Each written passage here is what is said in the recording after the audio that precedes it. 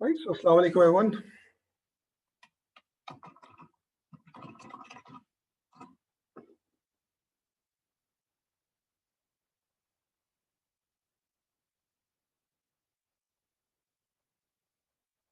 Can you all hear me?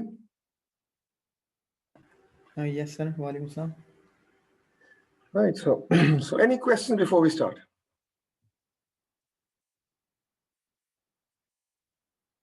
No, sir. No questions. Okay.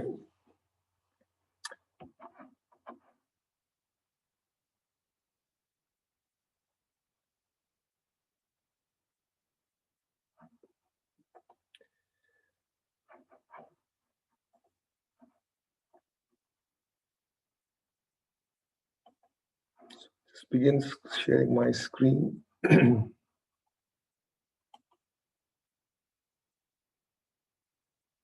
Okay. Can you all see my screen?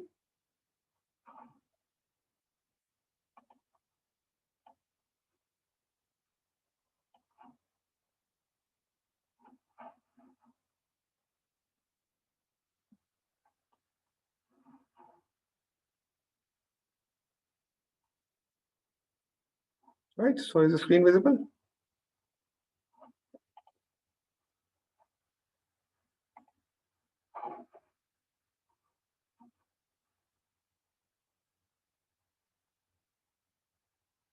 Okay.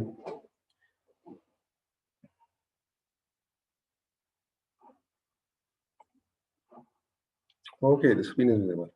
Okay. So in the last lecture, we started talking about the transport layer, and we said that the transport layer was the first end-to-end layer between the end users or the end systems. So if you're connected to the internet across maybe thousands of miles, and you have multiple hops between the two end users, so this transport layer can provide either a reliable service, which means that whatever you're transmitting gets received in the same order perfectly with no errors at all. So if you're transmitting a file, so that file gets received exactly as it is at the sender. And the other thing that can take place is that you can get a service which is just a bare bones minimum service, a best effort service on top of IP. And uske liye you have the UDP protocol, which simply provides an unreliable best effort service. And usme there are no guarantees, but it's going to be fast. So wherever there are considerations that you're not really interested in ensuring a perfect delivery of a file, then and sort of timeliness is more important than the getting an error-free communication, like let's say multimedia communications, voice, video, that kind of thing, streaming. So you would use maybe as a first choice, we tend to use services such as UDP, or where you have a simple query response kind of a service required. So wahan pe you also use UDP. So broadly speaking, the transport layer provides either a perfect, reliable, but of course it's going to be a rather slow service, which is going to be your based upon a protocol called TCP. And second side पे आपके पास the best effort service is possible, which is based upon a protocol called UDP. Now, before we understand how is TCP going to provide this best effort reliable service, we started to progressively build or explain how these protocols sort of, how do we sort of cater for one thing at a time. So we're going to define this reliable data transport protocol, and we're going to build this up. So इसके अंदर सबसे पहले our assumption is that you have no bit errors and there is no loss of packets. So if you have absolutely no bit errors and packets घूमते भी नहीं है रास्ते में as they hop from the sender to the receiver. So in that case, all you need to do is you need to have a very simple protocol that ऊपर से जब उसको एक data मिलता है, it converts that data into a packet and sends that packet. And on the receiving side, you're going to wait for the reception of that packet. So as you receive that packet, you simply extract the data from that packet and deliver the data to the layer above. And that's all that's required. Okay? Because bits are not corrupted. So jo cheez milegi aapko, it's going to be the same as transmitted. No errors along the way. And secondly, what's going to happen is that because no packets can get lost along the way, तो ऐसा नहीं होगा कि आपने packet transmit किया तो वो receive नहीं हुआ. It got lost on the way. We're 100% sure that it's going to get delivered on the way. Now, the next thing is that we have a channel, but you have bit errors. So it's possible that you transmit a packet and it can get corrupted along the way. So the first assumption is that only corruption can take place. A packet cannot get lost on the way. Okay? So if corruption of a packet can take place, bit errors can take place. Okay? So then the question is that how do we first detect that a bit error has actually taken place? Okay? So just a quick poll over here. Okay? And let's just launch this poll. Okay? So we'll just take a minute or so. So if a channel can corrupt packets, can you see the poll? Okay, can you see the poll? Yes, sir. Okay, so have a go at the poll.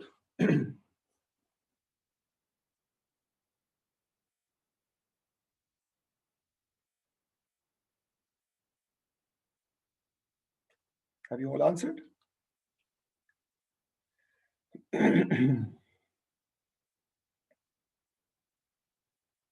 So the first question is, how do you detect that a packet has been corrupted?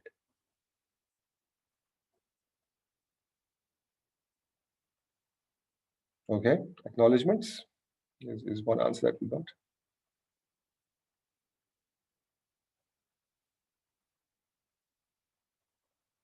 Anybody else?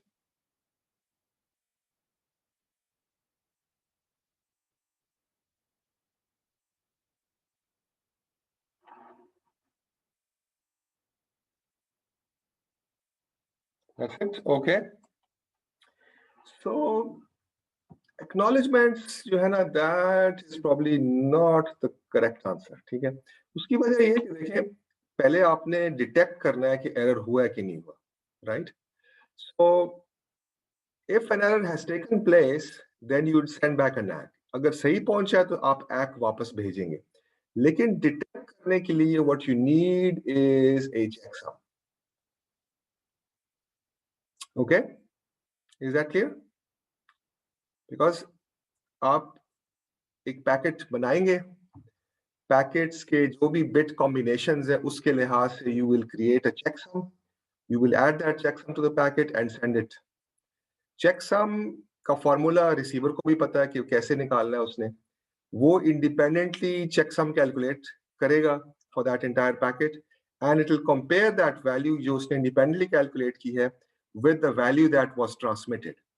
If the two are the same, it knows that what it has received is most likely error-free because the probability of errors is very small.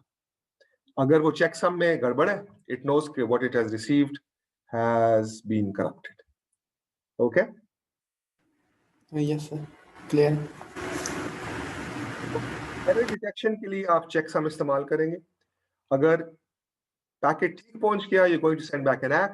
अगर packet में गड़बड़ हुई in getting back, then of course you're going to send back an ACK. Okay? So we've introduced these two new things over here. You have packet भेजेंगे, and then you're going to wait for an ACK or an ACK. So the finite state machine becomes slightly more complex. You wait for data from above. Data आपको मिला, आपने packet बनाया, और packet बनाते वक्त now पहले case में if you remember 1.0 में you only made the packet by putting the data in the packet and send it. Now you're making the packet by putting the data as well as the checksum, and this constitutes the packet which you're going to send. And then you're going to wait for an ACK or an ACK. Receiving side pay, once you receive a packet, okay, you're going to take out the checksum and check independently calculate करेंगे checksum को और इसके साथ compare करेंगे जो आपको transmit हुआ है checksum.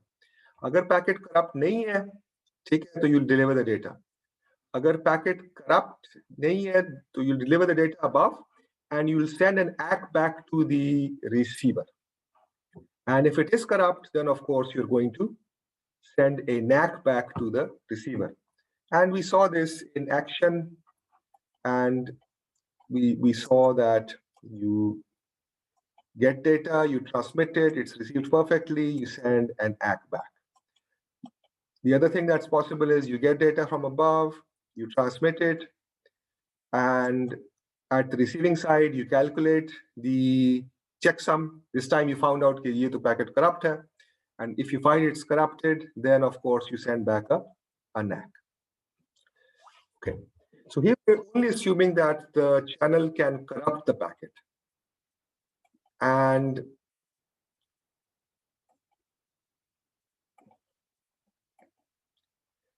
the fatal flaw over here is what happens if the acknowledgement or the negative acknowledgement that you are transmitting, that gets corrupted. Okay? So then you have a problem. Okay? Any thoughts? अब क्या करें? अगर ACK या NAC corrupt हो जाए, फिर the sender doesn't know what happened at the receiver. उसको ये नहीं पता कि जी जो पैकेट सही पहुंच गया था and या नहीं पहुंचा था. Because let's say you transmit a packet, it got there fine, you send back an ACK, but the ACK got corrupted on the way back. So when the ACK gets corrupted, so you're not really sure कि ये ACK है या NAC है, ये क्या है, ठीक है? So because you're not sure कि ये return path के ऊपर problem आई है या जाते वक्त पैकेट ही करप्ट हुआ था जिसकी वजह से ये आपको जो चीज वापस आ रही है that got corrupted. So you don't know where the corruption took place. So you will have to then simply retransmit that packet. Okay. So the sender is going to retransmit the current packet if the ACK or the NAC gets corrupted. So the question then becomes is that how does the receiver know कि ये नया packet भेजा आपने या ये आपने पुराना packet ही retransmit किया है?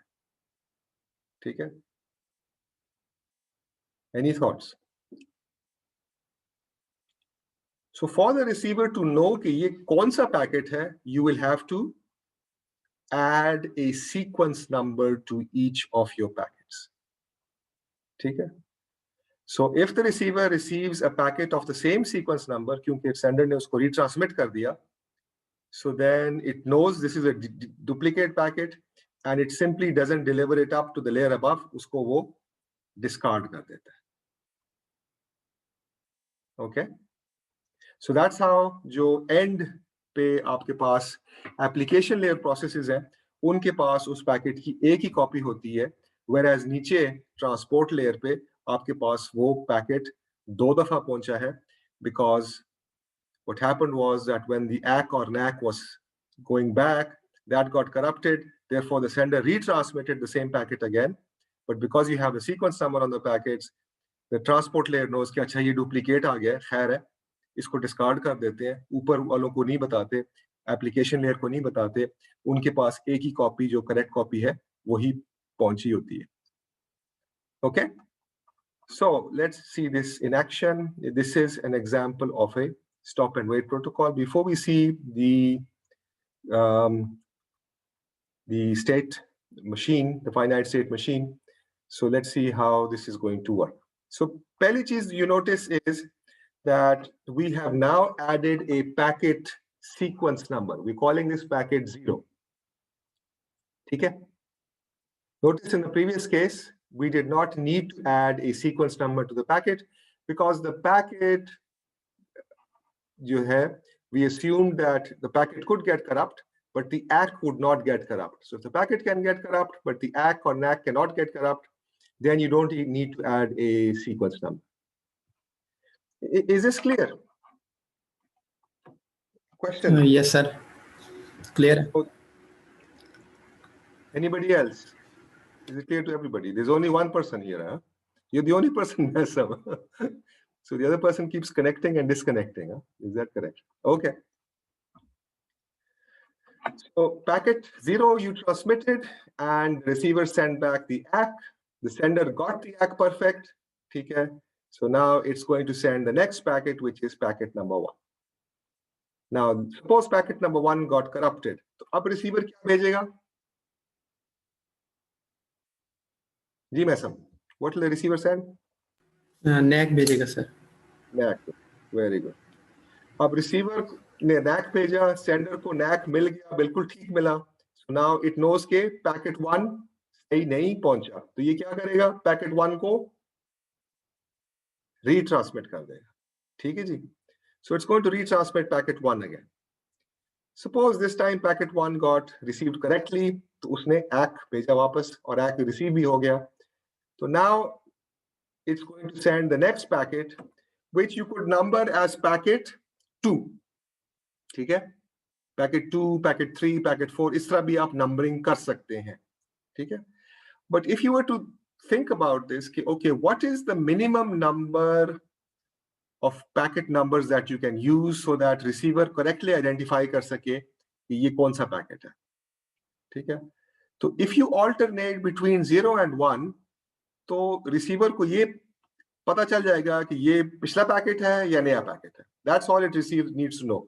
It doesn't need to know कि ये पैकेट नंबर 536 है या something. As long as it knows कि ये अगला पैकेट है या पिछला पैकेट है. This is a new packet or this is the previous packet. And for that, you can simply alternate between 0 and 1. Does that make sense? So अगर पहला packet 0 है, वो 0 का इंतजार कर रहा है, ठीक है, उसने ACK कर दिया. अगला पैकेट अब वो 1 का इंतजार कर रहा होगा. तो अगर 1 मिला, it knows fine. अगर 0 ही दोबारा मिला, इसको पता है कि ये डुप्लीकेट है, इसको वो डिस्कार्ड कर देगा. ठीक है? So पैकेट 1 मिला, आपने ACK कर दिया, तो now you going to send packet 0.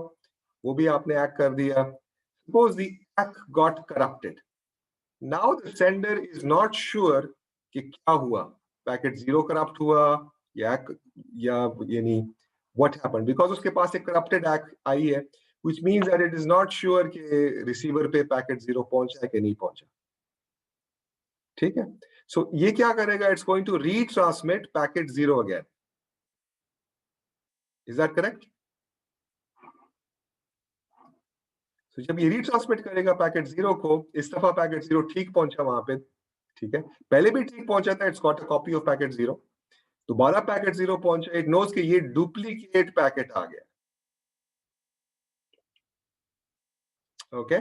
So it will discard that duplicate packet, but it will send back an ACK so that the sender knows कि packet 0 has gone through fine. तो ये next packet 1 भेजेगा, ACK मिलेगी, फिर packet 0 भेजेगा. So you can alternate between 0 and 1, and if the ACK or NAC gets corrupted, you're going to retransmit that same packet as before. So you've introduced packet numbers 0 and 1. ठीक है जी? Any questions here in this sequence? Sir question ये है कि sir इसकी motivation क्या है sir, ये जो हम स्टडी कर रहे हैं सर, हमारे पास एक रिलायबल प्रोटोकॉल TCP है उसके होते हुए. So we want to understand कि TCP को बिल्ड करने के लिए ना क्या considerations हैं, कि कौन सा मैकेनिज्म TCP के अंदर किस चीज को एड्रेस कर रहा है. ठीक है? And we're doing it progressively. So we've seen कि अच्छा अगर तो पैकेट करप्ट भी नहीं होता, लूज भी नहीं होता, तो फिर you need a simple protocol where you don't need to number packets, you don't need to have acknowledgements and negative acknowledgements. Yeah, you do. आपको सिर्फ ये है कि acknowledgement की जरूरत है. ठीक है? कि पैकेट आया, acknowledgement किया, फिर आपने अगला पैकेट भेजा. अगर पैकेट करप्ट होता है तो नंबर 1 पैकेट को आपने डिटेक्ट करना है कि करप्शन हुई है कि नहीं हुई है. डिटेक्शन के लिए आपको चेकसम इंट्रोड्यूस करना है. ठीक है? चेकसम अगर ठीक होगा तो वो ACK भेजेगा, चेकसम अगर खराब होगा तो वो NAC भेजेगा. ठीक है? टिपिकली ये जो कंट्रोल पैकेट्स है इनका साइज छोटा होता है, सो इनकी प्रोबेबिलिटी कि इनके अंदर एरर आएगा is going to be much smaller than a big packet.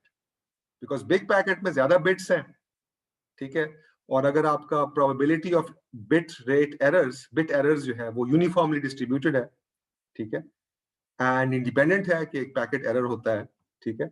सो जितना बड़ा पैकेट होगा उतनी ज्यादा प्रोबेबिलिटी है कि कोई ना कोई बिट करप्ट होगा उसके अंदर, ठीक है। तो अगर कंट्रोल पैकेट्स छोटे हैं बहुत compared to your regular packet, so if your channel is reliable but has only a very small bit error rate, so you can assume कि control packets में error नहीं होगा.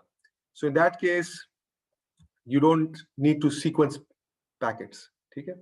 लेकिन अगर ACK या NACK corrupt हो सकता है, probability है इस event की, then of course you need to sequence numbers देने आपको packets को 0 and 1 and ACK and NACK introduce करके, ठीक है, एंड ACK एंड NACK अगर करप्ट हो जाए तो पैकेट को रीट्रांसमिट करना है, and that's how it's you going to take care of that, ठीक है।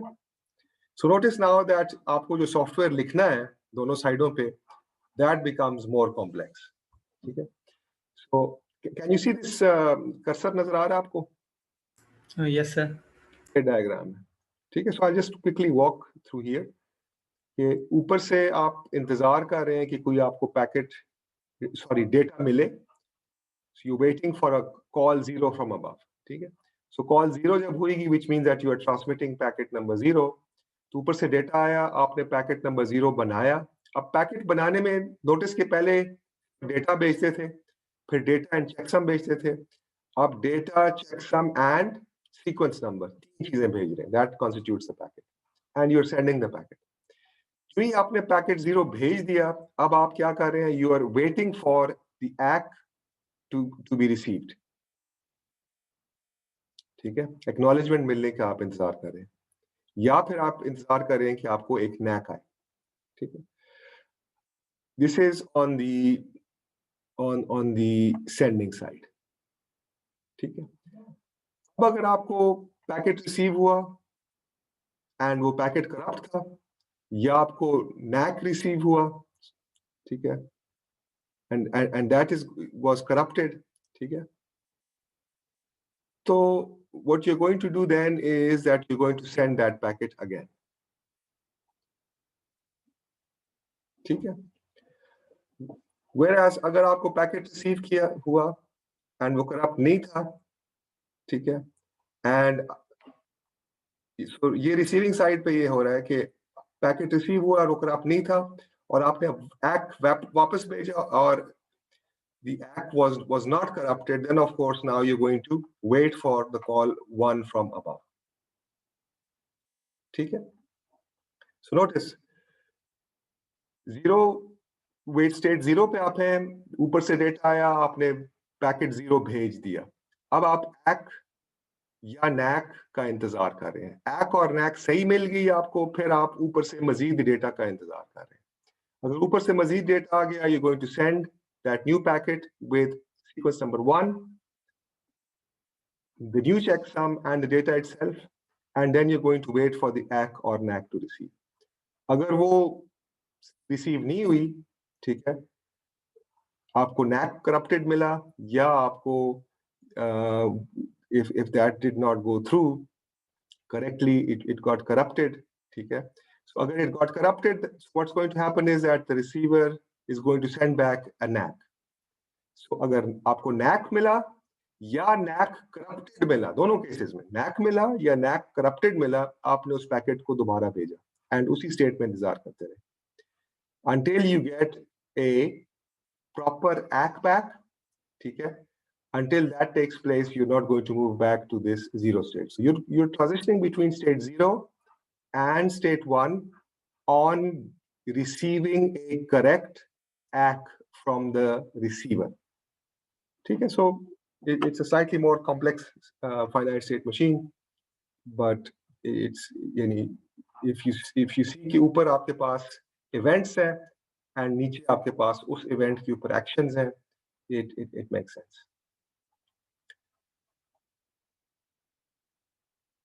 ठीक, एंड रिसीविंग साइड पे वंस अगेन आपके पास यही है कि जो ही पैकेट मिला आपको, तो अगर वो पैकेट ठीक मिला, तो then if it's not corrupted, ठीक है, एंड इसका सीक्वेंस नंबर 0 है, तो फिर आपने डेटा एक्सट्रैक्ट किया, पैकेट को ऊपर लेयर्स में डिलीवर किया और वापस एक ACK भेजा, और नोटिस कि ACK के साथ भी आप एक चेकसम भेज रहे हैं ताकि रिसीवर को पता चले कि ये ACK जो है ना, वो टेस्ट कर सके कि ये ACK करप्टेड तो नहीं. You send this packet. And now you're going to wait for the next packet from above, from below, sorry. Whereas अगर आपको वो पैकेट रिसीव हुआ एंड वो करप्टेड था, तो आप एक NAC बना के भेजते हैं along with a checksum, ठीक है. And similarly, if it's correct, then of course you're going to now wait for one from below. If you receive that, it's not correct, it has a correct sequence number, तो आप दोबारा एक ACK भेज के वापस भेजेंगे ACK with the correct checksum, and you're going to then start waiting for the next sequence number of the packet to arrive. ठीक है जी. So this protocol 2.1, जिसमें आपने दो additional चीजें की हैं. एक तो आपने checksums लगाए हैं, but checksum 2.0 में भी थे. आपने sequence number लगाया for the packets, packet number 0 and packet number 1 किया. And secondly, जो checksum है, ये आपने ACKs and NACKs के साथ भी लगाया है, जो कि पहले मौजूद नहीं था. Okay? So any questions here in this state diagram?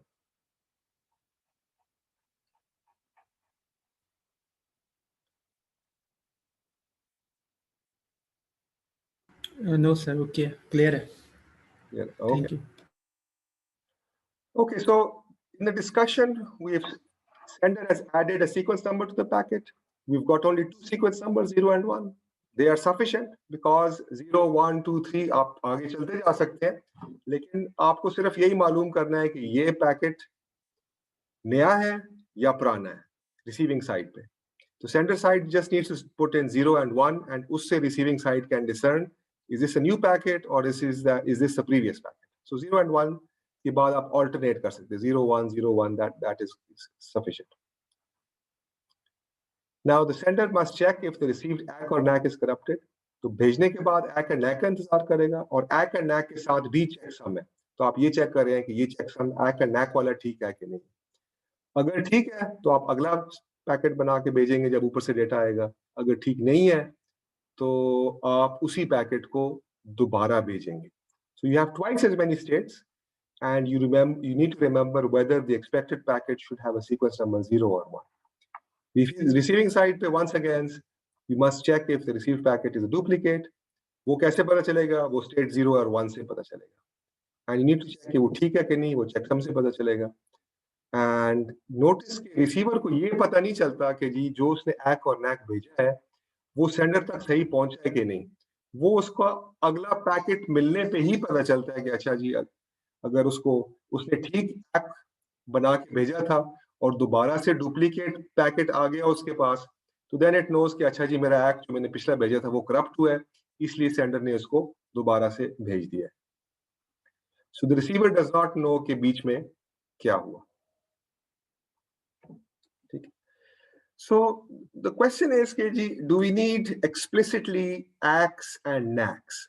अगर हम ACKs and NACKs की बजाय जो सीक्वेंस नंबर itself है, ठीक है, एक तो हमने पैकेट को सीक्वेंस नंबर दे दिया, अगर हम ACKs को भी सीक्वेंस नंबर दे दें कि अच्छा ये जो ACK है ये किस पर्टिकुलर पैकेट को एक्नॉलेज कर रहा है, so that is the same thing.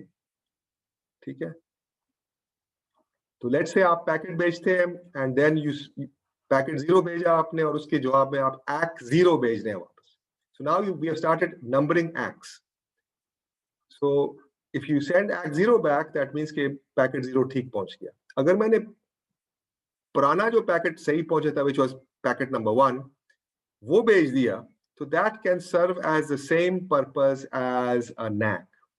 So 2.2 में what we can do is we can एक further enhancement ये कर सकते हैं कि NACKs को फिर से खत्म कर सकते हैं and NACKs को replace कर सकते हैं by giving a sequence number to ACKs.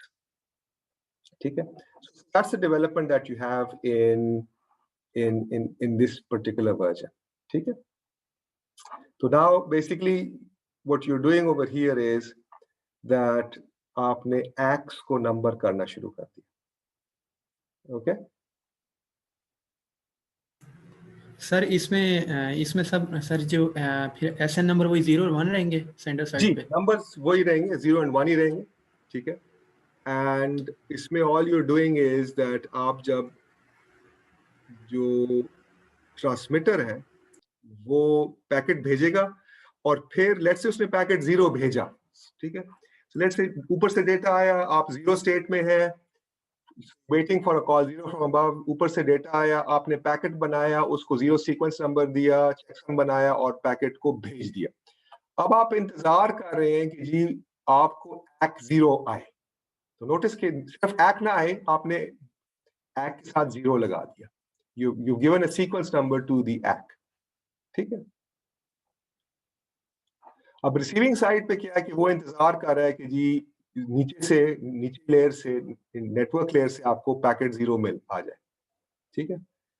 अगर आपको पैकेट 0 मिल गया और वो करप्ट नहीं है, ठीक है, so then what you're going to do is you're going to extract that data, ठीक है, and you're going to deliver that data above, ठीक है, and then you're going to send this packet with a checksum and you're going to send it through, ठीक है।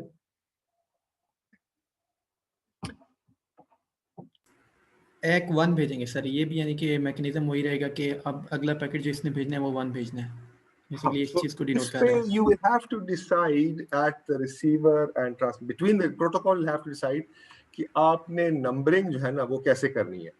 आया act करते हुए आपने अगले पैकेट जो वो एक्सपेक्ट कर रहा है उसका नंबर इस्तेमाल करना है, या जो पैकेट आपको रिसीव हुआ है उसका आपने एक्ट नंबर इस्तेमाल करना है, ठीक है। तो you have to agree on one of these two options, ठीक है।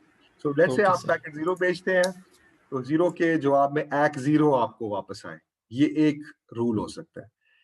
दूसरा रूल ये हो सकता है कि आप पैकेट 0 भेजते हैं और पैकेट 0 पे के मिलने पे, ठीक है, आप वहां पे the receiving side sends back an ACK1, which means that it tells the sender that it is now expecting packet number 1. So you have to agree on one of these rules. ठीक है जी। Now, so this is going to sort of allow you to get rid of negative acknowledgement. So negative ACK बजाय इसके कि आप negative acknowledgement इस्तेमाल करें, which is a different kind of control message, आप simply एक टाइप इस्तेमाल करें, ACK ही वापस आएगा हमेशा, लेकिन ACK के साथ आपके पास you're going to have a sequence number. ठीक हो गया जी। Now the next assumption is a bit more interesting. उसमें ये है कि अब पैकेट्स गुम भी हो सकते हैं, a packet can get lost on the way, ठीक है। So the new assumption here is that the underlying channel can also lose packets or data. So you will send a packet, the packet will have a checksum. The checksum is there to find out to detect errors, कि corruption तो नहीं हुई of bits along the way, ठीक है। You will need a sequence number for the packets because packet 0 है या packet 1 है, आपको X भी चाहिए, ठीक है।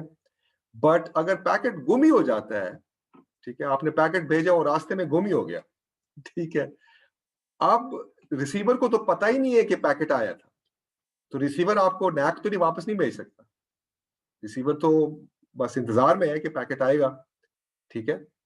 So you have to think about the protocol in the sense कि जी दो बंदे दूर दूर बैठे हैं और वो आपस में directly there is no communication with that, there only communication is कि जो उनको पैकेट मिलता है उसकी बेसिस पे है।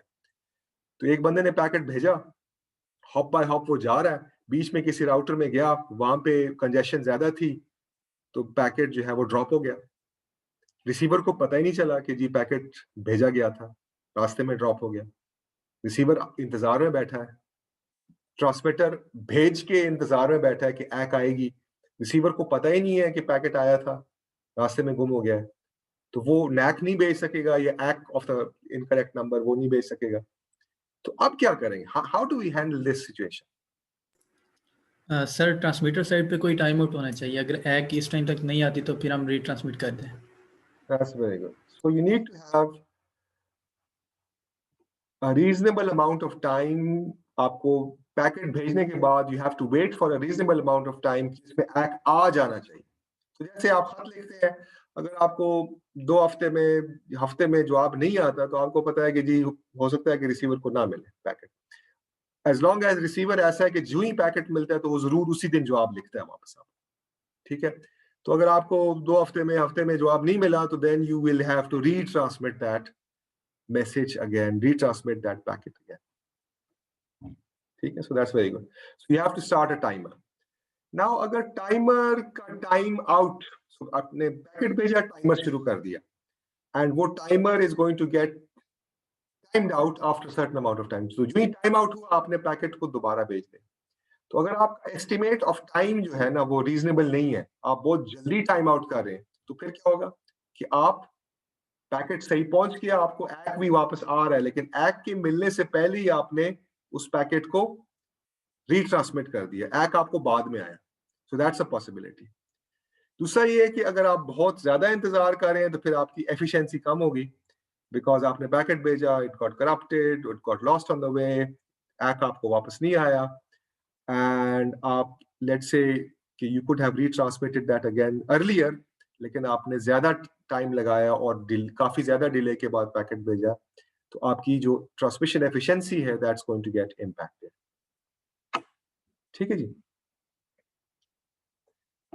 So now what we have is you're in state 0, waiting for a call 0 from above, you got the data, आपने packet 0 बनाया, चेकसम लगाया, पैकेट को सेंड कर दिया, and now you start a timer, ठीक है।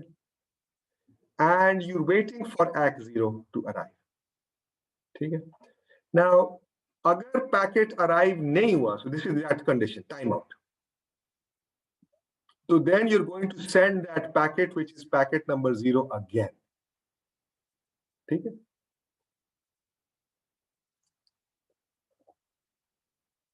Is that correct? Yes sir. Sir एक question है सर, अगर अगर पैकेट लॉस्ट होता रहे और हम भी बार बार सेंड करते रहे सर, ये तो एक बड़ा साइकिल नहीं हो जाएगा? इट्स अ डेडलॉक सिचुएशन है। यानी आपने पैकेट भेजा, वो it's getting lost on the way, receiver को नहीं मिला, टाइम आउट हुआ, दोबारा भेजा, फिर टाइम आउट हुआ, फिर दोबारा भेजा, तो इसी तरह फंसे रहेंगे बिकॉज मिल नहीं रहा है ना। Yes sir. सर इसका कोई हल नहीं होगा इस डायग्राम में?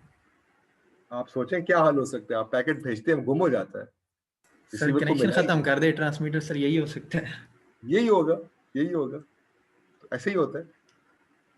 आप लेट्स से किसी वेबसाइट को कनेक्ट करना चाहते हैं, ठीक है, और वो वेबसाइट डाउन है, तो थोड़े अरसे बाद मैसेज आता है आपको कि जी बहुत ज्यादा टाइम गुजर गया है, वो रिस्पॉन्स नहीं आ रही, तो यू सीन दैट मैसेज ना। Yes sir. डाउन वेबसाइट को कनेक्ट करने की कोशिश करते हैं, तो यही होता है, एग्जैक्टली यही होता है।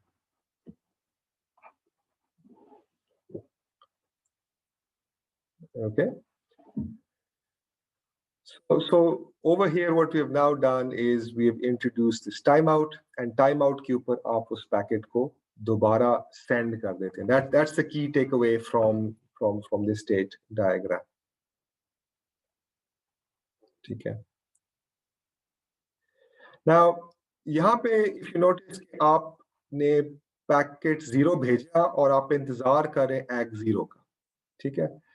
अगर जो पैकेट आपको रिसीव हुआ वो करप्ट था, ठीक है, तो ये आप, ये सेंडर साइड का स्टेट डायग्राम है, तो आपको एक पैकेट रिसीव हुआ, उसका आपने चेकसम चेक किया, तो वो करप्ट, ज़ाहिर है एक्ट ही रिसीव होगा, लेकिन अगर एक करप्टेड एक्ट वापस आ रहा है, ठीक है, तो ऑफ कोर्स अगर एक करप्टेड एक्ट वापस आ रहा है या आपको एक्ट नंबर 1 आ रहा है, सो नोटिस कि आपने पैकेट 0 भेज दिया और आप वेटिंग फॉर एक्ट 0 है, लेकिन आपको एक्ट 0 की बजाय एक्ट 1 मिल गया, ठीक है। इज दिस क्लियर कि करप्ट एक्ट मिला या गलत एक्ट नंबर मिल गया? इन दोनों केसेस में आपने कुछ नहीं करना और दोबारा यू आर वेटिंग फॉर एक्ट 0, ठीक है। Yes sir. सो हुआ ये कि आपने पैकेट 0 भेजा, इट गॉट थ्रू, रिसीवर ने एक ACK वापस भेजा which was the correct ACK, which was ACK 0. That got corrupted on the way. So now you're still waiting. ठीक है? So now because you're waiting, what's going to happen is that ultimately time out हो जाएगा किसी state में. तो time out हुआ तो आपने ACK 0 में आप ACK 0 का इंतजार कर रहे थे, तो बेसिकली आपने पैकेट 0 भेजा हुआ था जो सही नहीं, सक्सेसफुल नहीं गया थ्रू, टाइम आउट हो गया. So that is going to result in you transmitting packet number 0 again and restarting the timer again and waiting for ACK 0 again. ठीक है? Is that clear? Yes sir, clear है. Now इसी तरह से अगर आप वेटिंग फॉर ACK 0 है तो आपको ये पैकेट सही मिल गया, करेक्ट पैकेट मिल गया, ठीक है, एंड वो ACK 0 ही था, ठीक है, पैकेट रिसीव हुआ, वो करप्ट भी नहीं है और वो ACK 0 ही है. तो फिर आपने टाइमर को स्टॉप कर देना है और अब आपने इंतजार करना है अगले डेटा का. Wait for call 1 from above. जो ही अगला डेटा आपको ऊपर से रिसीव हुआ, ठीक है, तो फिर आपने उसको भेजना है पैकेट 1 को with the correct checksum, and आपने दोबारा से टाइमर स्टार्ट कर देना है and you are going to wait for ACK 1 now. ठीक है? अब अगर ACK 1 नहीं मिला और टाइम आउट हो गया तो आप दोबारा पैकेट नंबर 1 को भेजेंगे. अगर आपको पैकेट मिला और वो करप्ट था, या आपको ACK 0 मिल गया which is the incorrect ACK number, तो फिर आप कुछ नहीं करेंगे. You're simply going to discard that and you're still going to keep on waiting. अब वेट करते करते टाइम आउट हो जाएगा and that will mean कि आप दोबारा पैकेट नंबर 1 को भेजेंगे. ठीक है?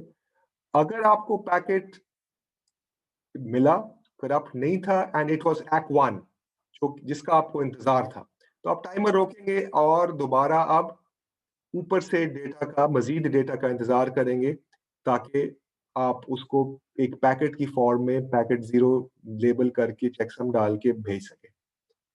ठीक है? सो पैकेट भेजा एंड करेक्ट ACK नंबर का इंतजार किया. अगर करेक्ट ACK नंबर सही से मिल गया तो फिर आपने मजीद डेटा का इंतजार करना है. अगर करेक्ट ACK नंबर सही से नहीं मिला, यानी आपको या तो ACK मिला और वो गलत सीक्वेंस नंबर का था या वो करप्ट था, तो आप कुछ नहीं करेंगे, हत्ता कि टाइम आउट कर जाएंगे एंड टाइम आउट करने पे आप उस पैकेट को दोबारा से भेज देंगे. ठीक है जी? So now with this timer mechanism, it is possible to handle this, and let's see how it's going to work. So here goes. Packet 0. Notice आप पैकेट को नंबर कर रहे हैं, सेंडर एंड रिसीवर है. पैकेट 0 आपने भेजा, receiver ने packet receive किया पैकेट नंबर 0 और उसने सेंड किया ACK 0. प्रोटोकॉल ये है इस यहाँ पे कि जब आप पैकेट 0 रिसीव कर रहे हैं तो आप ACK 0 ही वापस भेज रहे हैं. ठीक है? This protocol we using here. Now इसने send packet 0, it is waiting for receiving ACK 0. उसको करेक्टली मिल गया ACK 0, तो अब ये it's going to then send packet number 1. It receives packet number 1, it sends ACK number 1, ACK number 1 gets through fine. On receiving ACK 1, you're going to send packet 0. On receiving packet 0, you're going to send ACK 0. And this is the case where you have no loss. Now, when you do have packet loss, आपने packet 0 भेजा, वो तो ठीक चला गया. आपने फिर packet 1 भेजा, वो रास्ते में गुम हो गया. तो then receiver को नहीं पता चला कि क्या हुआ. Receiver इंतजार में है कि जी मुझे अब next packet 1 मिलना चाहिए. रिसीवर के पास टाइमर नहीं है. टाइमर किधर है?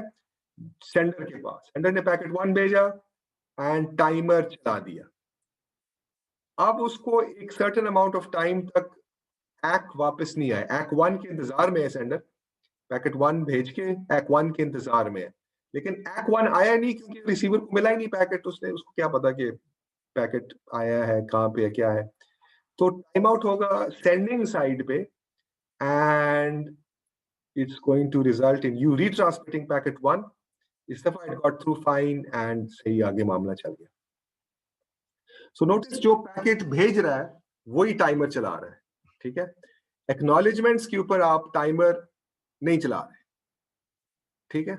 You don't have a timer on the acknowledgements. You're only sending a packet and starting a timer. Is that clear? Yes sir acknowledgement में सर हम लोग टाइमर स्टॉप कर देते हैं ना, जब हम ACK आती है हम लोग टाइमर बंद कर देते हैं।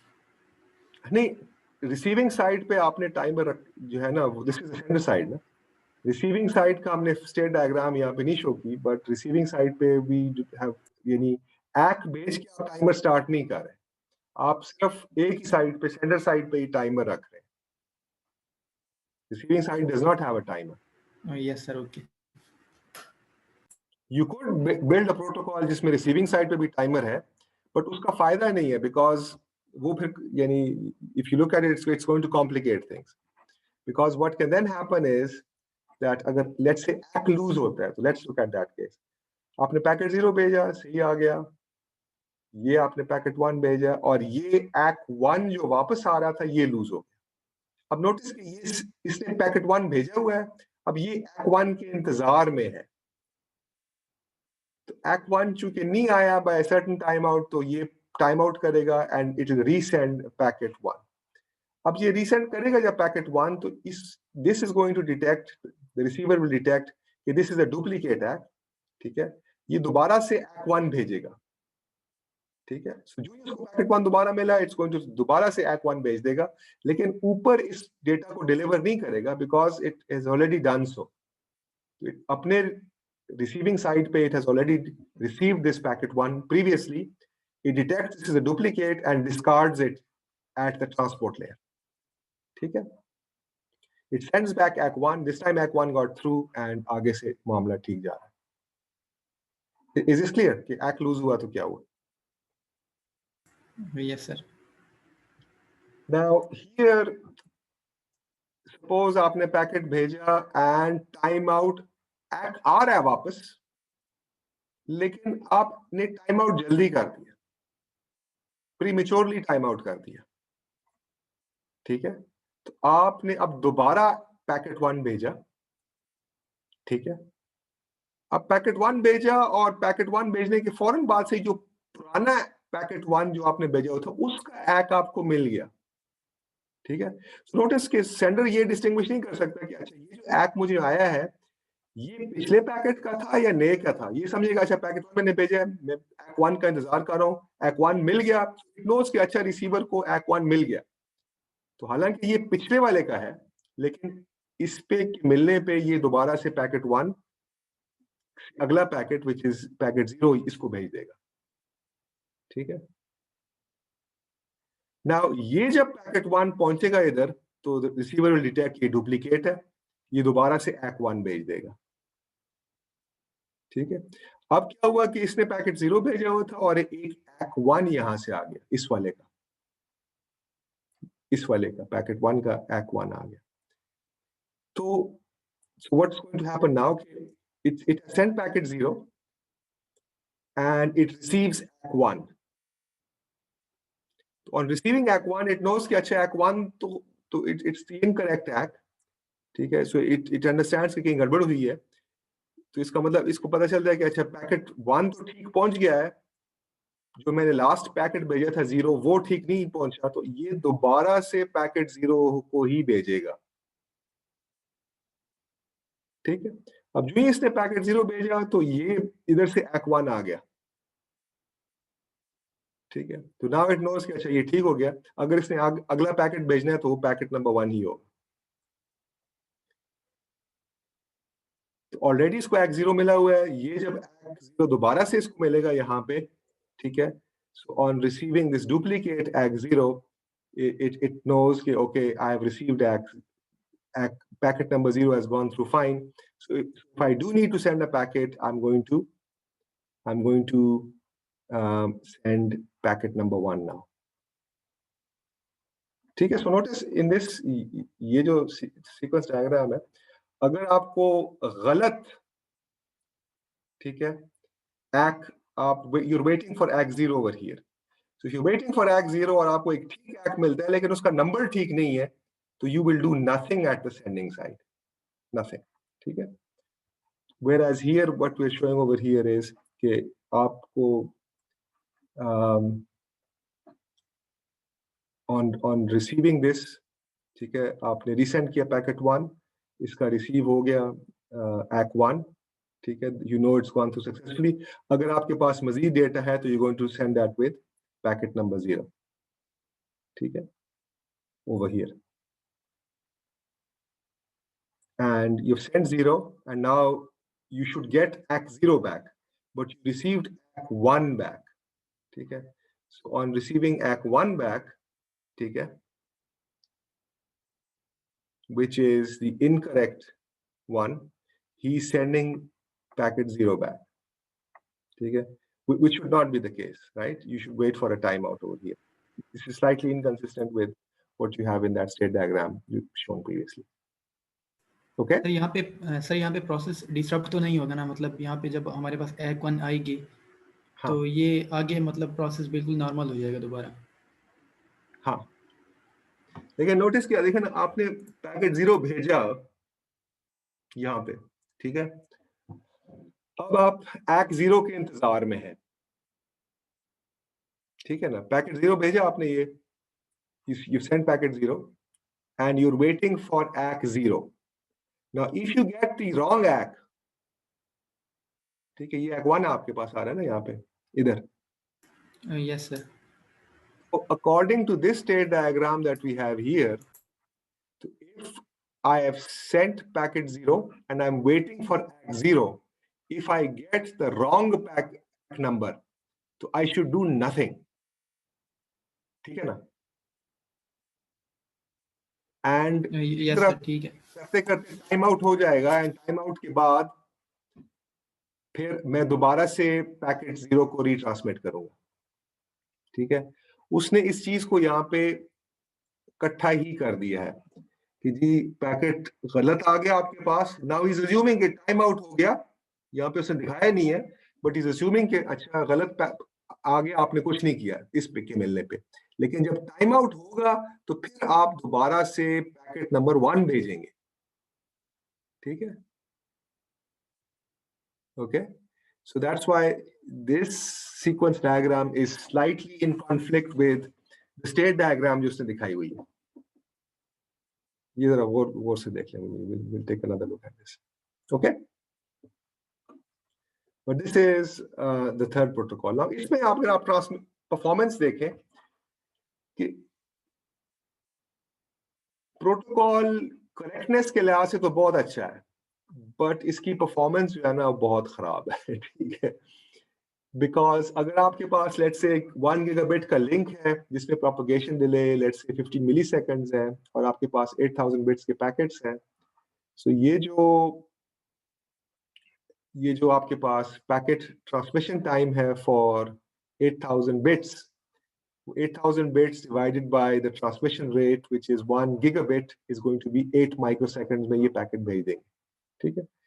Now utilization factor को समझने के लिए ये diagram is very useful, ठीक है. So notice कि along the y-axis आपके पास क्या चीज है in this diagram? Listen, anything along the y-axis? Time है सर. टाइम, दोनों साइड्स पे टाइम है, ठीक है. So let's say time t is equal to 0, इधर भी time t is equal to 0, इधर भी time t is equal to 0. आपने पैकेट ट्रांसमिट करना शुरू हुआ, पहला बिट यहाँ पे पहुंचा कितने के बाद? प्रोपगेशन डिले के बाद, ठीक है. This is the propagation delay. Can you see this? आपको कर्सर नजर आता है कि should I? Yes sir, clear है. मार्क, ठीक है, यू कैन सी दिस. तो ये जो ब्लू है ये आपका ट्रांसमिशन डिले है, ठीक है, which is L by R, the size of the packet, which is 8000 bits divided by the capacity of the link, which is 1 gigabit. ये आपके पास ब्लू जो है आपका ट्रांसमिशन टाइम है, ठीक है. और ये पैकेट यहाँ पहुंचेगा after the propagation plus transmission delay, ठीक है. Last bit in the packet arrives over here, ठीक है. फिर इसने यहाँ से क्या भेजा? इसने कंट्रोल पैकेट भेजा, ACK भेजा. अब ACK का साइज बहुत छोटा है तो आपने सिर्फ एक ही लाइन ड्रॉ की हुई है यहाँ पे वापसी के लिए, ठीक है. तो जब तक ACK नहीं आता आप अगला पैकेट नहीं भेज सकते. तो अगर आप एफिशिएंसी की बात करें तो एफिशिएंसी और utilization at the sender side is considered to be, अच्छा, what fraction of time over a cycle do I transmit? तो नोटिस कि 0 से लेके यहाँ तक एक इतने टाइम, जब तक ऐप नहीं वापस आता आप अगला पैकेट नहीं भेज सकते। तो अब ये कितना टाइम है, ये round trip time plus packet transmission time, इतने टाइम के अंदर आप सिर्फ कितना चैनल को यूटिलाइज कर रहे हैं, आप सिर्फ ट्रांसमिशन टाइम के लिए इस्तेमाल कर रहे हैं चैनल को। So your transmission time divided by your round trip time plus transmission time is your utilization. अगर 100% यूटिलाइजेशन होती तो फिर आप हमेशा पैकेट भेजते रहते, चैनल ऑक्युपाइड रहती। इसमें नोटिस आपने एक चीज भेजी, अब आप कुछ नहीं कर रहे, इंतजार में, इंतजार फरमाएं, ठीक है, और बड़े लंबे अरसे बाद आपको एक वापस आया और फिर आपने अगला पैकेट भेजा। तो ये जो जितना आपने यूजफुल काम किया over the cycle time, that ratio is giving you the utilization. अब यहाँ पे यूटिलाइजेशन नोटिस इज 0.03%, यानी फ्रैक्शन ऑफ अ परसेंट, यानी एक फ्रैक्शन का 30वां, यानी एक परसेंट का 30वां हिस्सा, यानी 0.03% के करीब यूटिलाइजेशन है, विच इज रियली पुअर। तो अगर आपका हाई कैपेसिटी लिंक है तो आपने ट्रांसमिशन पे तो पलक झपकते पैकेट चला गया, लेकिन चूंकि प्रोपगेशन डिले ज्यादा है, राउंड ट्रिप टाइम इसलिए ज्यादा हो जाएगा बहुत, ठीक है, and the channel is going to be idle all the time. Stop and wait turns out to be pretty यानी पुअर इन परफॉर्मेंस, स्पेशली अगर आपके पास ट्रांसमिशन रेट हाई है। अगर ये रेट हाई ना होता, ठीक है, फिर ऑफ कोर्स जो पैकेट का टाइम लग रहा है ट्रांसमिशन में versus the round trip time, वो इतना बुरा ना होता, ठीक है, तो it would not have been so bad. So how can we improve things? Any ideas, any thoughts? Sir ऐसा नंबर बढ़ा दें और ट्रांसमिशन रेट बढ़ा दें तो हम लोग फिर कुछ मैनेज कर सकते हैं, ट्रांसमिशन रेट देखिए, बढ़ा के। ट्रांसमिशन रेट बढ़ाएंगे तो परफॉर्मेंस आपकी और भी खराब होगी, बिकॉज ट्रांसमिशन रेट बनाएंगे तो आपका ट्रांसमिशन टाइम कम होगा। Round trip time is constraint of the channel and the distance, ठीक है, तो चैनल में तो स्पीड ऑफ लाइट भी तकरीबन आप ट्रांसमिट करें प्रोपगेशन मीडियम के लिहाज से, वेलोसिटी ऑफ प्रोपगेशन आपकी ऑलमोस्ट स्पीड ऑफ लाइट होगी, मे बी 60%, 65% से लेके 80% स्पीड, 85% स्पीड ऑफ लाइट तक आप चले जाएंगे, डिपेंडिंग अपॉन कि मीडियम क्या है, फ्री स्पेस है, कॉपर है, फाइबर ऑप्टिक है, उसके लिहाज से। एंड नोटिस कि फाइबर ऑप्टिक में the velocity of propagation is less than copper, copper is higher than fibre optic. तो अगर आप कैपेसिटी बढ़ाएंगे लिंक की तो ये जो ट्रांसमिशन टाइम है ये और भी कम हो जाएगा, लेकिन प्रोपगेशन डिले आप कम नहीं कर सकते, वो डिस्टेंस के ऊपर डिपेंडेंट है, ठीक है, तो एफिशिएंसी और भी खराब होगी आपके पास कैपेसिटी बढ़ाने से। So then what do we do? You would want कि आप ट्रांसमिट करके स्टॉप एंड वेट्स ना करें, आप ट्रांसमिट किए जाएं, क्या ख्याल है? यस सर, यही solution So you want to बेहतर come up होगा। with some protocol, some mechanism के आप रुके नहीं, आप इस चैनल को भरी रखें, you keep this link full, ठीक है। Now how can we do that? So we can do that by pipelining. Pipelining का मतलब ये है कि the sender allows for multiple flight yet to be acknowledged packets. तो एक तरीका ये कि आपने एक पैकेट भेजा, जब तक उसकी ऐक वापस नहीं आएगी आप अगला पैकेट नहीं भेजेंगे। दूसरा तरीका ये कि आप मल्टीपल पैकेट्स भेज दें, अभी एक्स वापस नहीं आए और उनके एक्स बाद में आएंगे, लेकिन आप एक विंडो बना लें, ठीक है, एक विंडो डिफाइन कर लें कि अच्छा मैं इतने आउटस्टैंडिंग पैकेट्स भेज सकता हूं जिनके एक्स आइंदा आएंगे, एंड जो ही उनके एक्स आते जाएं, एक एक आए तो आप एक अगला पैकेट भेज दें, एक एक आए तो एक अगला पैकेट भेज दें, and so on. So basically now you have some kind of a pipeline protocol, a window protocol, a sliding window protocol, which will allow you to make your channel usage more efficient. Is that clear? Any questions here? Clear है sir.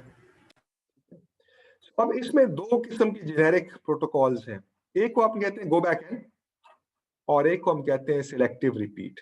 गो back N का मतलब ये कि आप define करते हैं कि अच्छा जी एन पैकेट्स जो है आउटस्टैंडिंग हो सकते हैं, अगर कोई गड़बड़ होगी तो हम you will go back N, you will retransmit those last N packets that you have transmitted. ठीक है। दूसरा ये कि सिलेक्टिव रिपीट में आप ये करेंगे, अच्छा you will keep track of क्या चीज ठीक पहुंची है और क्या चीज ठीक नहीं पहुंची है, एंड जो चीज खराब पहुंचती है आप सिर्फ उसी को वापस भेजेंगे। ठीक है। So go back n is going to be simpler but less efficient because आप गड़बड़ के ऊपर एन पैकेट्स को दोबारा भेजे हैं। Whereas selective repeat will be more complex because आप हर एक इंडिविजुअल पैकेट का ट्रैक रख रहे हैं कि कौन सा नहीं पहुंचा थी प्रॉपरली, एंड जो खराब है उसी को सिलेक्टिवली दोबारा भेज रहे हैं। ठीक है। Here goes पाइपलाइनिंग में, लेट्स से आपने you've allowed कि 3 पैकेट्स should go। ठीक है। सो आपने 3 भेज दिए, अभी इनकी एक वापस नहीं आई and now you're waiting for the एक। जो पहली की एक वापस आई आप एक चौथा भेज सकते हैं, जो ही दूसरे की एक वापस आई आप एक पांचवा भेज सकते हैं, जो ही तीसरे की एक वापस आई आप एक छठा भेज सकते हैं। ठीक है। So now your utilization becomes 3 times as much as the previous one। ठीक है। And of course if you have a bigger window, 3 की बजाय you would want to have a window ताकि that window is approximately equal to your round trip time। So जितने आप round trip time में packets fit in कर सकते हैं उतनी की अगर आप विंडो डिफाइन करेंगे तो फिर आप कंटिन्यूअस ऑपरेशन अचीव कर सकते हैं। Is that clear? Notice this is the key diagram. Yes sir. Sir हाँ। इसमें फिर हमें एक तक वेट नहीं करना पड़ेगा, फिर भी सर डिले आ नहीं जाएगा एक के वापस आने तक? हाँ आएगा, लेकिन देखिए आने तक आप ये अलाउ कर रहे हैं कि आप मजीद पैकेट्स भेजते जाएं। ठीक है। बिकॉज नोटिस इसमें you're saying I can send 1 2 3 packets at max, तो आपने विंडो 3 की डिफाइन कर दी। अब 3 के बाद आप आगे नहीं जा सकते जब तक कि पहले का एक वापस नहीं आया। तो आप ऐसे ही है कि जैसे आप लेट से किसी को कर्जा दे रहे हैं। ठीक है। एक तरीका ये है कि अच्छा जी मैंने डिफाइन किया पैकेट मेरा जी 100 रुपए का पैकेट है। ठीक है। 100 रुपए इज 1 क्वांटम 1 यूनिट। आप किसी को 100 रुपए कर्जा देते हैं, वो आपको 100 रुपए वापस करता है, फिर आपको नेक्स्ट 100 दे सकते हैं। ठीक है। आप सपोज वो 100 रुपया देते हैं आप उसको और वो वापस ही नहीं करता। ठीक है। टाइम बाद वापस करता है, तो ऑब्वियसली यानी वो जो राउंड ट्रिप टाइम है आपका वो बहुत ज्यादा है। दूसरा ये कि आप कहते हैं चले जी मैं आपको 300 रुपए तक कर्जा दे सकता हूँ, तो मैं 100 रुपीज के 3 पैकेट्स आपको यानी भेज सकता हूँ, लेकिन 300 से ज्यादा नहीं दे सकता जब तक आप पहला 100 वापस नहीं करेंगे। तो जब उसने पहला 100 वापस किया, एक उसकी आ गई, तो फिर आप नेक्स्ट 400 भेज सकते हैं। अब सेकंड की आ गई तो आप नेक्स्ट 100 लैंड आउट कर सकते हैं। सो आपके पास at any given point in time 300 से ज्यादा आउटस्टैंडिंग नहीं हो सकते। ठीक है। Is it clear? अब अगर आप एक ऐसा प्रोटोकॉल बना लें where the window size corresponds to your round trip time, so then आप कंटिन्यूअस ऑपरेशन कर सकते हैं। You can then keep on landing out more and more, लेकिन उसमें मसला क्या होगा कि आउटस्टैंडिंग ज्यादा होंगे। अगर वो सारे ही वापस ना करे फिर आपको पोटेंशियली नुकसान ज्यादा है, आपको वो सारे दोबारा भेजने पड़ेंगे।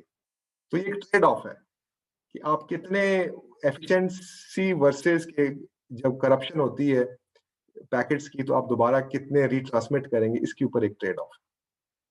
Is this clear? Any question? Yes sir. Sir ये अगर आरटीटी तक सर हम टाइम बढ़ा दें यूटिलाइजेशन का, तो ये हमारे पास फिर 100% यूटिलाइजेशन हो जाएगी? 100% यूटिलाइजेशन हो जाएगी प्रोवाइडेड कि एरर्स नहीं हो रहे। जब एरर्स होंगे ऑफ कोर्स फिर ऑब्वियसली आपको वो दो तरीके हैं, या तो आप गो बैक एन करेंगे और उन एन पैकेट्स को दोबारा भेजेंगे, तो उससे यूटिलाइजेशन खराब होगी फॉर दैट एरर्स की टाइम। दूसरा ये कि अगर आप ट्रैक रखते हैं कि कौन सा ठीक पहुंचा और कौन सा नहीं ठीक पहुंचा, तो फिर आप जो खराब है उसी को सिलेक्टिवली भेजेंगे, तो उससे आपकी एफिशिएंसी और भी बढ़ जाएगी। Okay sir. Okay. So the question really is that how many packets can remain outstanding without being acknowledged? That is determined by the window size. And how many sequence numbers are needed? Usme, now, of course, the question is that can I use an alternating bit protocol such as 0 or 1? Is that sufficient? Packets को number no कैसे sir. करें? 0 और 1 RTT नहीं। की जितनी window है sir उतने तो चाहिए कम से कम। हाँ हाँ, जितनी विंडो है कम से कम उतना तो चाहिए, लेकिन लेट अस सी कि अच्छा वो काफी है या नहीं है। वो we because we can't have two outstanding packets with the same sequence number. ठीक है, तो अगर आप विंडो साइज के लिहाज से आउटस्टैंडिंग करते हैं, ठीक है, तो वो नोटिस के वो जो नंबर्स है वो रैप अराउंड करेंगे. लेट्स से आपने 0 to 7 रखा नंबर्स, 0 भेजा, 1 भेजा, 2 भेजा, 3 भेजा, 4, 5, 6 and 7.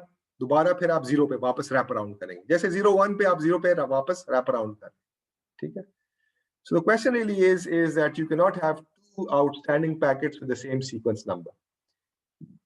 तो ये कैसे इंश्योर होगा कि आपके पास एक विंडो है, बफर है ट्रांसमिशन साइड पे और एक बफर है रिसीविंग साइड पे. ठीक है, तो what has to be ensured is that two outstanding packets cannot have the same sequence number. तो इसके लिए क्या constraint है, we will see that in a minute. And of course आपके पास दो standard approaches हैं. एक में it's called go back n. The sender can have up to n unacknowledged packets, and the receiver only sends back a cumulative acknowledgement. ठीक है, and अगर आपके पास packets में gap आता है तो it doesn't send back an acknowledgement, or the sender has a timer for the oldest unacknowledged packet. तो sender के पास एक ही timer है जो कि latest packet वो भेज रहा है उसका जो है वो timer start कर रहा है. तो लेट्स से पैकेट 0 भेजा, टाइमर स्टार्ट कर दिया. फिर मैंने पैकेट 1 भेजा तो 0 का टाइमर कैंसिल करके 1 का टाइमर स्टार्ट कर दिया, बिकॉज जो नहीं, sender has a timer for the oldest unacknowledged packet. ठीक है, सो जो टाइमर है वो 0 का ही रहेगा. ओके, सो जब 0 भेजा, फिर आपने 1 भेजा, फिर आपने 2 भेजा, फिर 3 भेजा, you have a window size of n, you can go up to n, but the timer is for the oldest unacknowledged packet. So जब से पहले सबसे पहले 0 भेजा उसका टाइमर स्टार्ट कर दिया. जब तक आपको 0 की ACK वापस नहीं आती तो आपने 0 का टाइमर बंद नहीं करना. ठीक है, selective repeat के अंदर now you have up to n unacknowledged packets in the pipeline. The receiver sends individual ACKs for each packet. Either cumulative ACK है, either individual ACK है. ठीक है, and the sender maintains a timer for each unacknowledged packet. When that timer expires, you retransmit only that packet.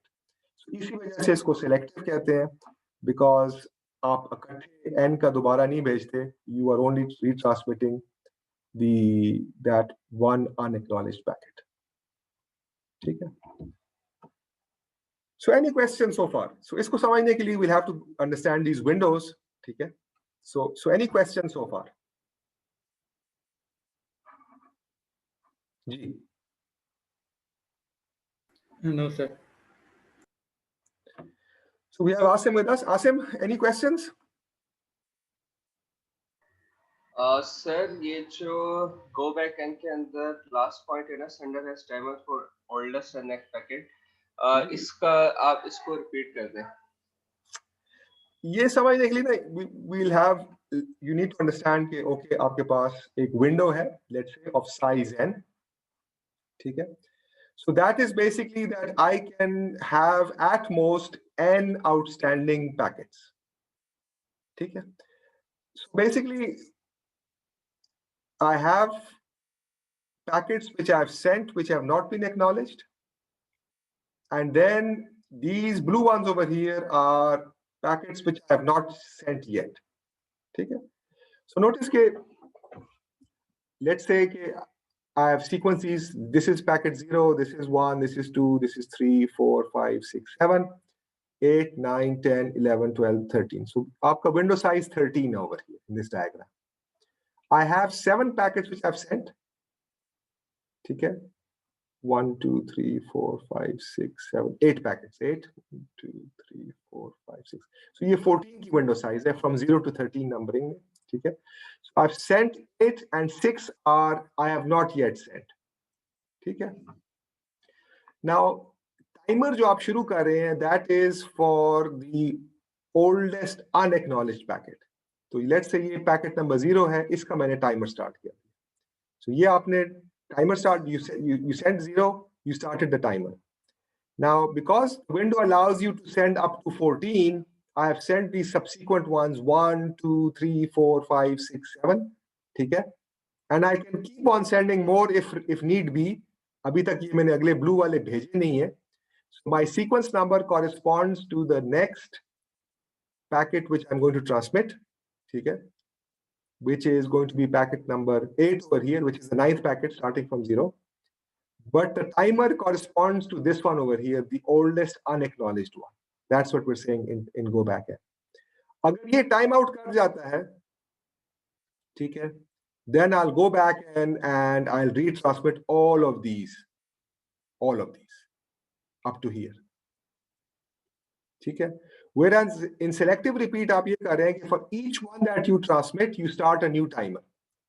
And if that timer expires, you only retransmit the one that has expired in that window. When I get an ACK for this, I will slide this window one forward.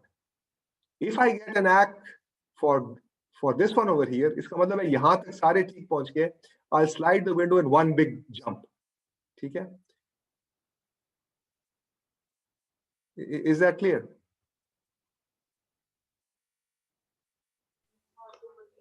Sir अगर मैंने first वाले के ऊपर timer मैंने start किया है और उस टाइमर के एक्सपायर होने तक मुझे पैकेट नंबर 0 की एक आ जाती है और बाकी जो पैकेट्स हैं येलो में 7 आई थिंक 7 आई हैं येलो, तो बाकी में से बाकी के नहीं आती, उस केस में क्या होगा? मैं दोबारा गो बैक सारे दोबारा ट्रांसमिट करूंगा. हाँ, तो जो आपको let's say starting from this left most ना, जो आपको मिलता है उस तरह से आप एडवांस करते जाएंगे. ठीक है? नोटिस के गो बैक एन में आपको क्यूमुलेटिव एक्स मिलते हैं. ठीक है? तो लेट्स से आपने 0 भेजा, 1 भेजा, 2 भेजा, 3 भेजा, उसको 3 तक पहुंच गए, उसने एक्ट 3 वापस किया. एक्ट 3 वापस करने का मतलब है कि उसको 3 तक ठीक पहुंच गए, तो आप इस विंडो को 3 तक इकट्ठा स्लाइड कर सकते हैं. तो इसका मतलब है कि ये जो आपको एक्ट मिल गया वो आप ग्रीन करते जाएंगे. ठीक है?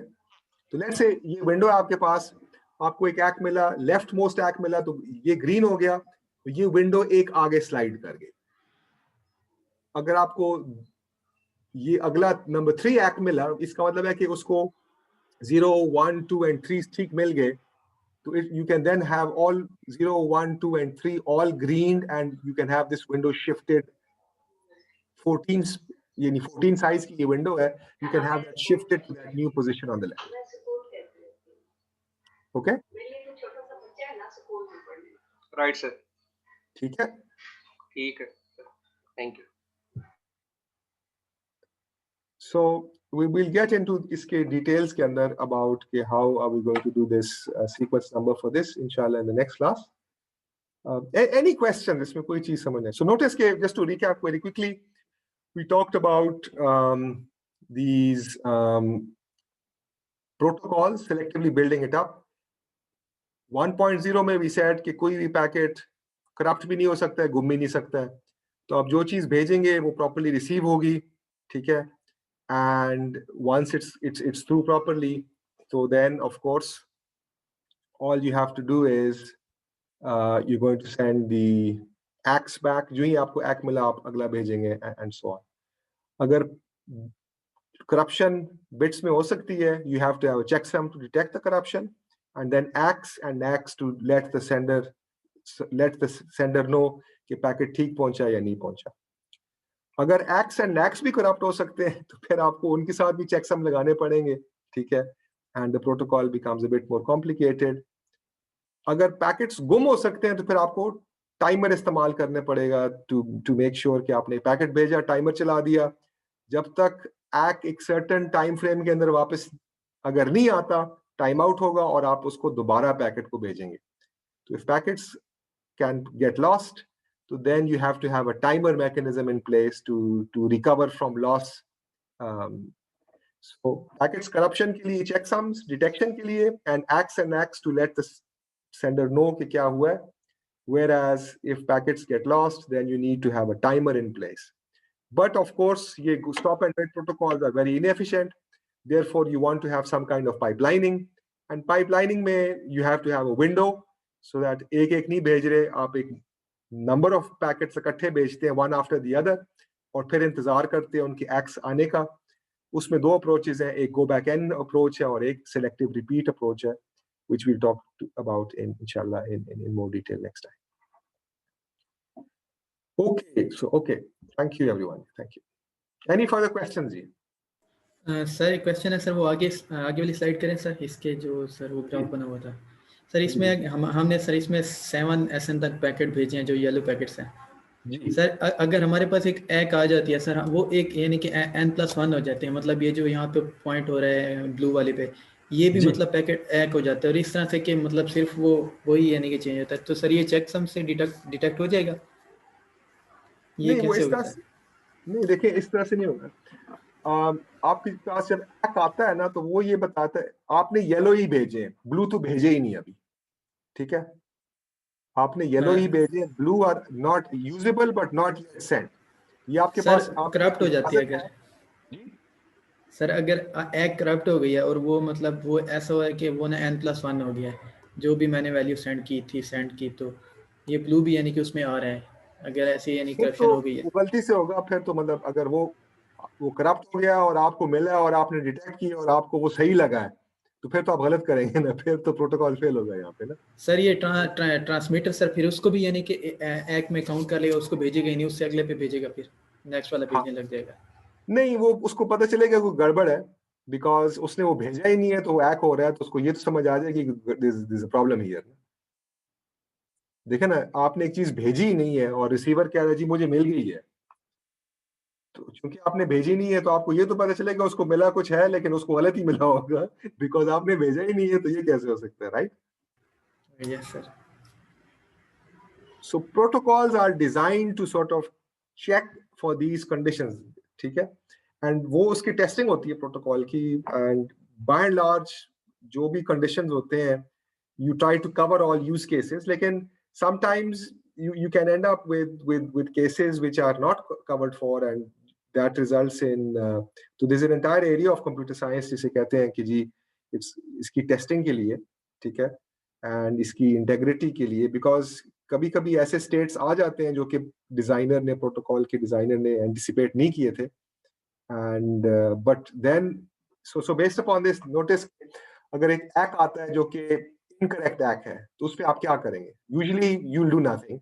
इसका मतलब है कि ये टाइम आउट होगा, एंड जब ये टाइम आउट होगा तो जितने आपने भेजे हुए इनको आप दोबारा से भेज देंगे, गो बैक एन की केस में। सिलेक्टिवली में ये है कि हर एक के लिए आप अलग टाइमर चला रहे हैं, तो जिसका एक्ट वापस नहीं आएगा वो जब टाइम आउट करेगा तो आप दोबारा से उसी को भेजेंगे। So that's the main difference between go back and selective repeat. Okay, yes sir, okay, thank you sir. Okay जी, हैव अ नाइस वीकेंड। तो इस दफा we don't have a test on Sunday inshallah. Okay जी, अस्सलाम वालेकुम।